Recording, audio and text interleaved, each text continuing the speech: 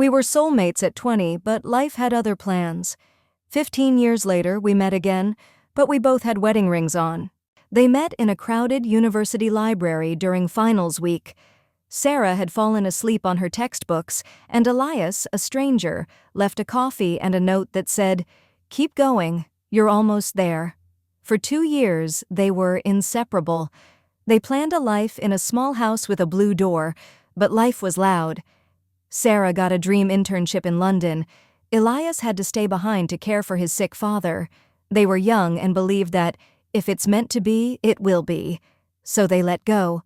No messy breakup, just a quiet goodbye at an airport gate. Life moved on, as it always does. Sarah built a career in London, met a kind architect named Mark, and married him in a beautiful ceremony. Elias eventually moved to the city, became a teacher, and married a woman named Elena. They didn't stalk each other's social media. They didn't call. They became distant, beautiful memories, the kind you think about only when a certain song plays or it rains in a specific way. Sarah was back in her hometown for a weekend. She ducked into a small, quiet bookstore to escape a sudden downpour. She reached for an old, leather-bound copy of The Great Gatsby, their favorite book. As she pulled it from the shelf, another hand was already there. She looked up and the world stopped. It was Elias.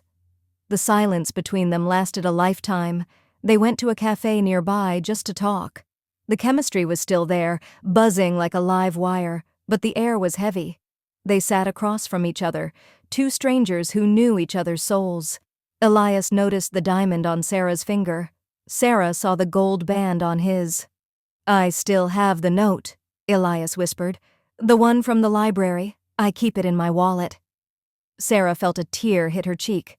"I still look for blue doors," she admitted. They sat there for an hour, realizing that they were still deeply in love, but they were no longer the people who had said goodbye at the airport. They had lives, partners who loved them, and promises they had kept to other people. They didn't exchange numbers. They didn't plan a secret affair.